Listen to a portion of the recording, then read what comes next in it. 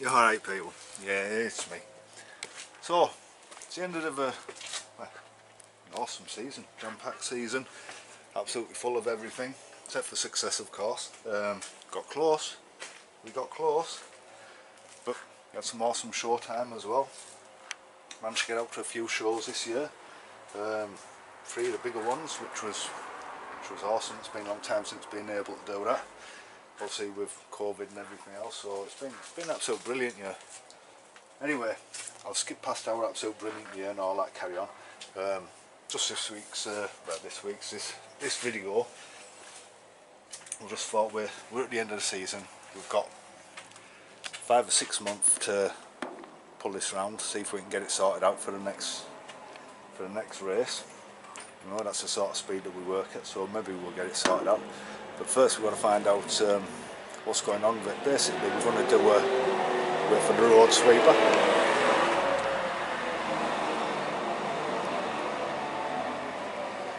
Basically we're just going to do like an MOT check on it, but a bit more in depth than an MOT check. So we're going to have check subframes, just make sure we've got no stress fractures showing, subframe mounting points, roll bar mounting points, have a look at the brakes. Obviously I don't rely on a rolling road for the brakes at MOT place. I want to take them off, have an inspection, make sure that the pads are alright. We've been in there a lot of years. I think they're the genuine Rover ones that come with a car in 1994, so I don't remember ever changing them. That isn't to say that I haven't, like I could have done, but I don't remember ever changing them. Same with the wheel cylinders, to be fair. Right, first things first, we'll get this drum pulled off, we'll stop rattling on, we'll see what this brake's like. Check the handbrake's fully off. It is not.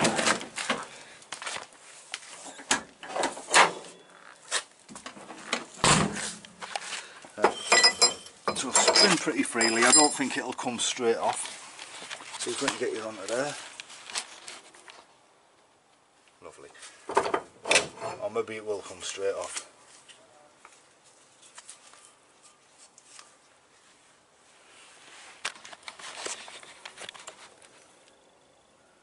We don't look too bad in there. Obviously we don't use the back brakes as much as we do the front.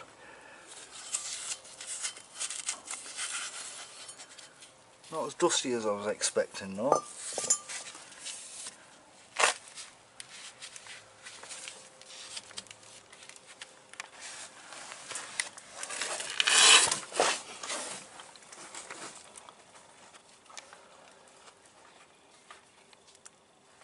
I don't think we've got any leaks on the cylinder, on the wheel cylinder, but this shoe here,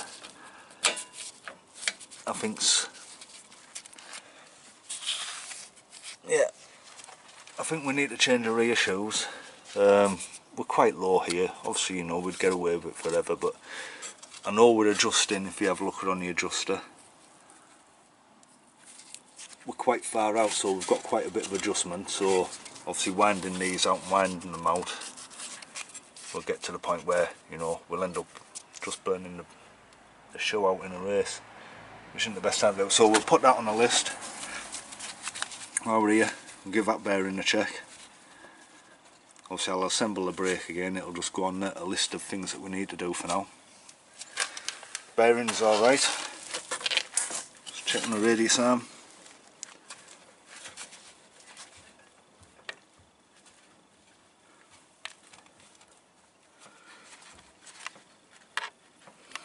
Radius arm's good. Nothing loose around here. Basically you've just got to look around the subframe areas, just make sure we've got no stress fractures showing, obviously on the subframe as well.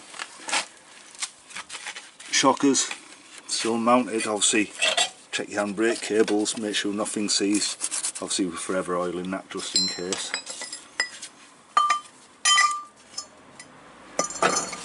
So we can see we've got a bit of rubber.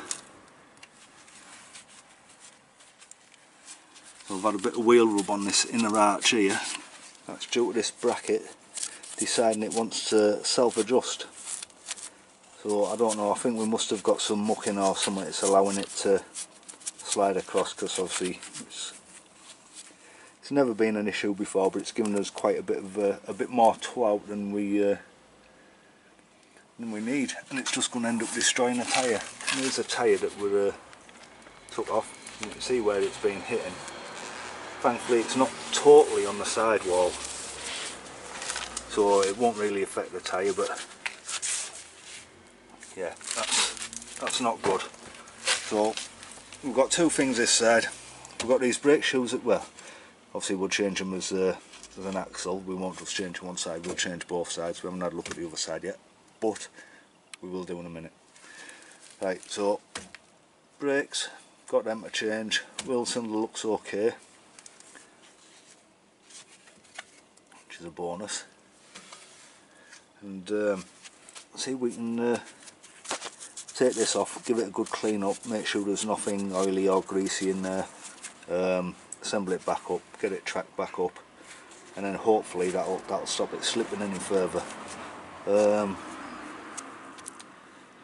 can't see the benefit of putting another washer in it to try, and it is locked up when we go to loosen it. It's not like the nut's loosened off, the nut's still really solid. It's just the amount of a beating that they take, especially the side that we put a lot of pressure on the corners, which obviously this left rear, or near side rear, takes a bit of a beating. So that's taking a beating and it's making this slide across, but we've never had that problem before with these, and we've had them on for years, so all we can think is muck, grease or something's got in between there, and it's just allowing it not to give it the grip that it had. Right, so obviously just have a quick look, make sure high lows, everything is seated in the correct position, everything looks clean here. That's just a fuel overrun, so if we have a bit of a spill when we're putting fuel in the tank, that just runs out clear of the exhaust into somewhere fairly neutral. You can see on the anti-roll bar we've had a bit of tyre rub, so that'll obviously be cured when we cure this camber brackets issue. Right, so we all seem good here. There's no sign of any cracking or anything. Have a quick nose underneath. We've got an axle stand on there, don't worry. So exhaust still mounted solidly, remarkably is in good condition considering how many years it's been on.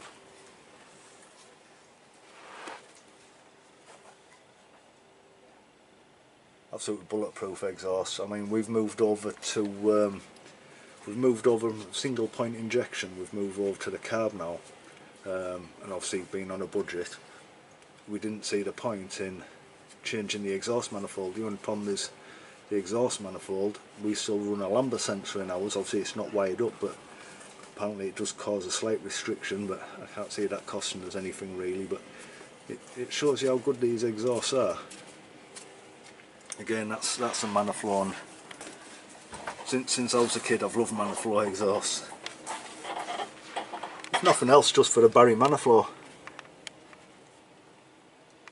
Right, have a nose up top when we've done with the terrible jokes. I'll check, make sure we've got nothing cracking up on the top on the subframes. Again, these subframes take a hell of a beating, and we don't seam weld them or anything. They're just as manufacturers supply them. This is still a genuine subframe. It's a subframe that come with a car in 1994. Everything seems all good on the top on that side. Again, if we come back to the anti-roll bar, where it mounts on the rear subframe is not the greatest mounting point. If you can look, we have what, 15mm at best, and we've got to get 2 bolts through that, and that's where our anti-roll bar mounts to. But as you can see, there's no cracks, it all seems good there. Let's hope it's the same on the other side, otherwise we'll need a repair. Do excuse all the overspray, by the way. The first time we done the car, everything was stripped. It was totally a bare shell when we painted it the first time round. But this time it wasn't. We had to do it in here, and we had to do it on a trailer. Right, so I'll get my brake adjusting spanner just in case I need it for this drum on this side. Sounds like the road sweeper's on his way back round. But just we've got you guys there. Be a little bit lopsided, but you'll forgive me. Right, we've had something happen here that we didn't know about.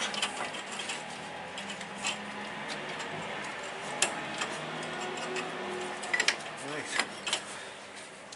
so I don't know what's happened here.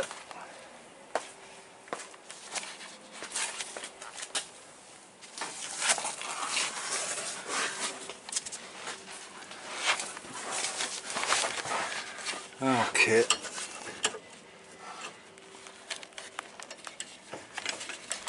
Sorry about the camera, it's all over the place. I'm just trying to get into. So the spring for the handbrake cable has come out of position. I don't know if that's got a bit bent, you know.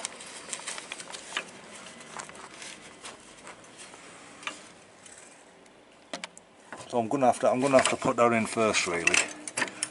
We'll have to put that back in first so we can get this drum off, because I don't think the shoe's returning, because it wasn't dragging that much prior to the race. Like I said, he's got a beating, so he can go from a qualifier to a race. Car be great 1 minute, and then the next minute, you know, something will just fail. So we'll have a quick nose at the subframe while we're under here. I don't think you guys will see much. I can't see much myself. I'm just going by feel, but I know if it's pulled away anyway, I'll be able to feel it.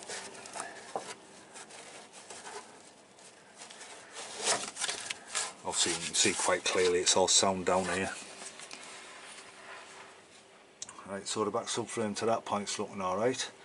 We'll have to get that spring in and then see what we can do about getting this drum off. So that's obviously happened in the race, whether it be race 1 or race 2. Can't see it affecting things that much. It will have affected them a bit. Obviously there's going to be a bit more heat and a little bit of slowing down, you know, a bit of retardation going on this drum due to brake binding ever so slightly. But it won't have accounted for the performance, really. Although it may have accounted for the second race, although there was more to do with the timing figures, I think. So as you can see, that's held on by its brake pads. Get this spring back in. I think that bracket's bent, and that's how come the spring's bounced out of it. So I nose under it, so get it in.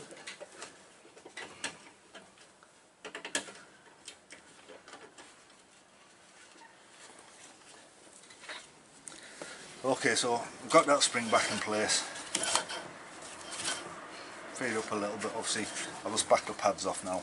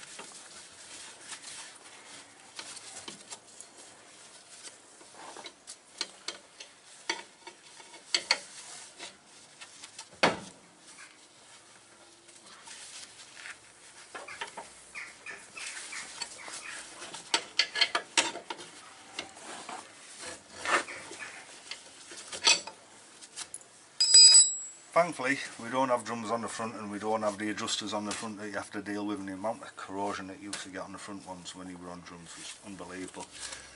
These back ones, road cars used to be usually fixed when you come to adjust them. Obviously there's a lot more care taken about these cars nowadays. You aren't just general runabouts and the midwife's car like they used to be. No, they aren't just run into the ground anymore, so that's what they used to be. I remember you used to pick them up for £100–150 on the road with an MOT and some tax on.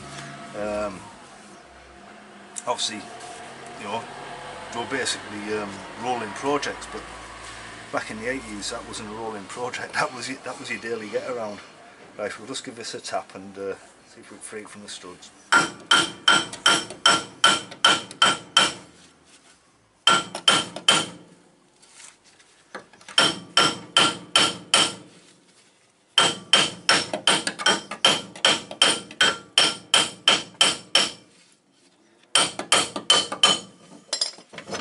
don't really like hitting aluminium with a hammer, but there you go. See, we've got a bit more dust in this one.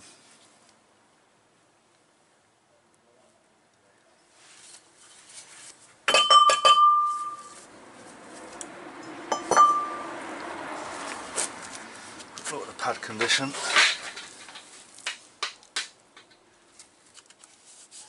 Yeah, they're getting thin, they're past the point. These are the same. Let's bring you guys in.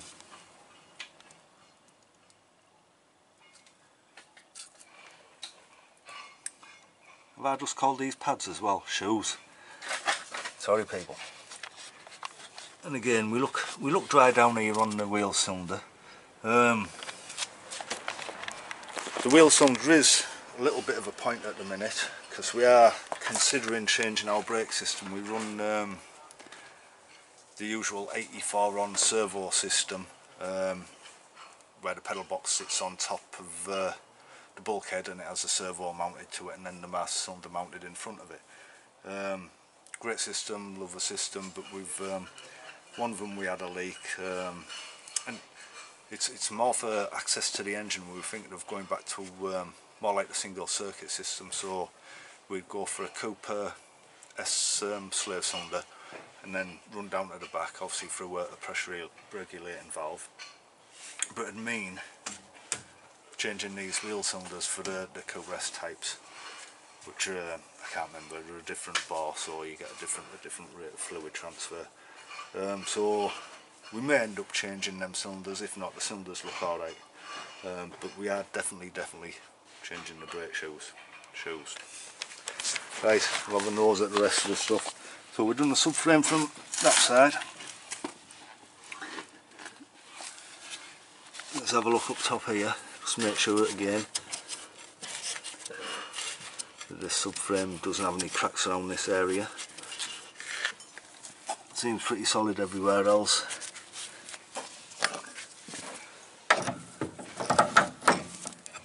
No movement here. Sometimes you can strip the threads holding these in, or sometimes you can actually shear a bolt which holding these brackets, so it's always best to give it a check, make sure that's solidly attached. And obviously around the trunnion areas here as well. Again, do excuse the overspray. But everything's looking good there. We've got plenty of adjustment on this side, and this side seems to hold pretty well, thankfully. So that's our back check there. Just have a quick run in, let's have a look in the boot, make sure we've got no areas on the boot floor where the subframe's mounted where we may have any cracking. Yeah, and everything looks pretty clean in there.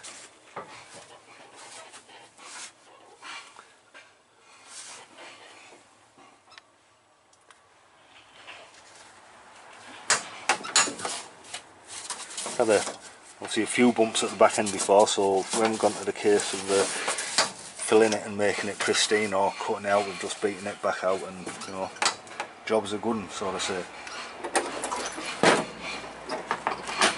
Right, so all looks good in there. So basically, yeah, that's the back end of the car looked at. we'll have a look under the floor as I go along. There won't be much to see there. We've been under there quite a few times recently. Here's one little area we've been thinking about. Say a little area. The inside of the car, sprucing the inside of the car up. So, you can see where the seat squab meets the bulkhead. It's a bit tatty. I put a bit of treatment on it and I put a bit of sealer over it, but you know, obviously that treatment's long failed and it's just showing like surface rust. Although it's nothing structural, it doesn't really look very nice. So we might look into that. We might give it a bit of a repaint on the inside of the car. Only a bit of, you know. Maybe down the front as well. We will be checking the front. We have a few areas to check on the front for stress. Around where the subframes mount up, we put a thicker plate on, but it doesn't mean that this area isn't going to stress fracture. If you have a look on the other side, we have a bigger plate on there as well. So next one we'll be having a look at the front end, seeing what we need at the front end, seeing what to do there. But that's where we are for now at the back end. The tyres are looking, obviously apart from this inner edge here, you can see we've got a bit of discoloration through heat on the outer edge, but it's the back tyre and that's its job. Have a quick check on this other one. Same thing, you've got a little bit of discoloration on the outer edge, but a little bit of discoloration on the inner edge, just where it's had a bit of body rub.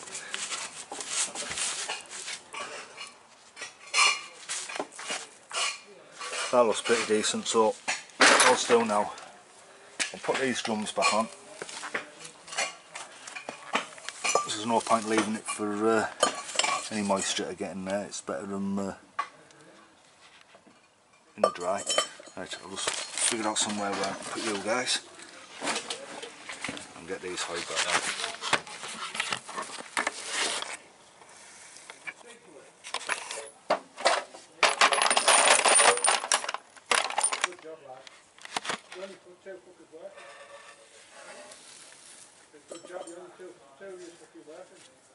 Oh, looks like council around.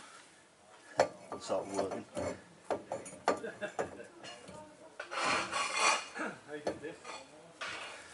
Right, so just line these two studs up. I didn't see it.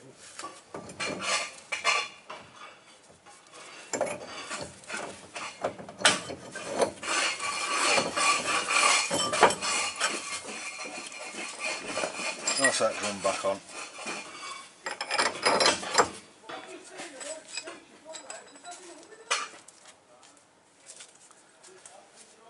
That's what Rob just said.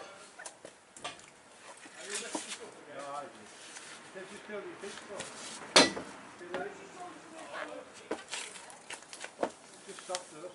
You lads went hard to the break. Right. So got this drum on. We'll go hide the other one on the other side. Well, I think what I've done with the wheel nuts for this side, put them safe. They're very safe.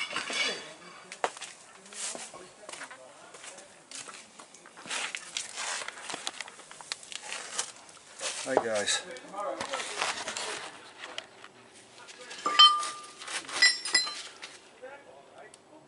and girls, sorry, I do apologise. Yeah, so we're hoping this is more of a not to-do list than a to-do list, but obviously we've managed to find a couple of to-dos, which will, it's better to find these things now than just before the beginning of the season.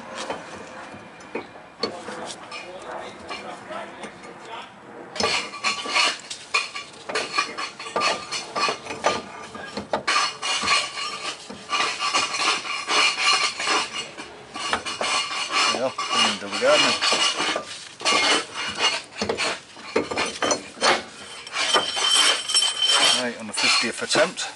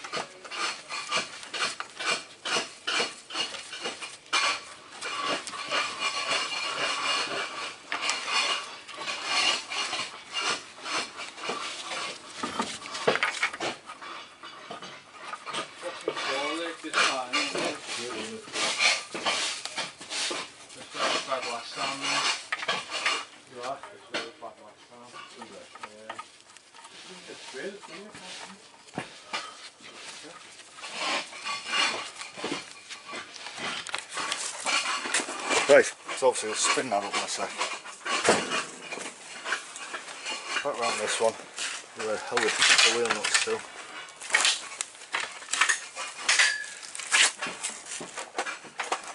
We'll shut the wheels on. So yeah, they're not going to go on silk. I just want it so we can still roll the car about, because we might have need to. Not just for cleaning the garage, but we might have another project coming in very shortly, which I don't want to say too much about, but it's I think it's quite an interesting one myself. Oh, nearly, yeah. Thought I'd better double check that radius arm.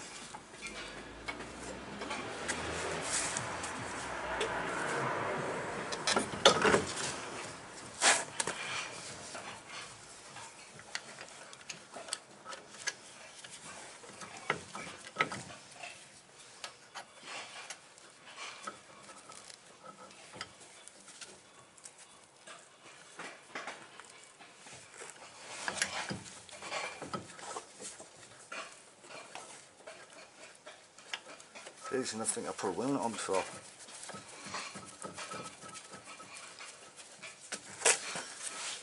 Right, so I'll spin this one and we'll call it up there.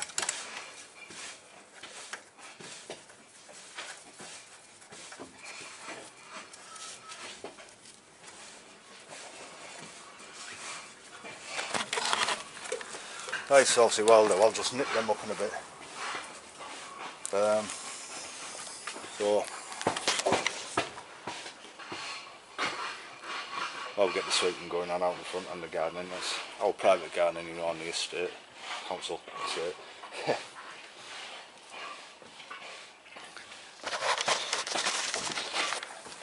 Like I was saying, so we've got the back brakes to replace, that radius arm to have a look at. Whether we replace cylinders or not, it's a different matter. Like I say, it depends on whether we change this servo up front, depends on budget and time, of course, you know. Same with everyone. When we've got the time, we haven't got the budget, and when we've got the budget, we haven't got the time. But that's how it goes, you know. Getting these daft little jobs done now will tick us along, so by the time it comes up the racing season, hopefully we won't have a mad rush trying to get these last little bits sorted, which start eating into your racing budget. Obviously most of our racing budget nowadays is made up by travelling. The price of fuel, but hey ho, that's the way it is. Right guys, and girls, you can see why people don't like that, right guys. Right, with that, I'll see you guys later. Next one, like I say, we'll have a look at the front. We'll have a look at the front brakes, make sure we've got no cracking and stress areas, the same thing. Ball joints, make sure all the ball joints are good. Obviously all the rose joints, make sure all the rose joints are good. We have got another little fella that we've got to sort out, and we don't even know how that happened. We've even in the photographer's pictures from Castlecombe, there's no one lap it's there, next lap it's not. The driver can't remember anything, can't see now on in-car video neither, so how that happened, God only knows. But that's doing another wheel arch this way. So, sorry about the mad close up there, you know, just swapping the camera from hand to hand. We will see you guys in the next video. Like I say, we have got another project up and coming. So the race car, we want to get as much of it done now as we can. Get that sort of put to bed, so we might have to move the race car out of here and put that under cover when the other project comes in. But we'll see how it goes. It's all lifts and butts and chocolate nuts. Right guys, you all take it easy, and girls, and enjoy yourselves. Have a good day. Bye.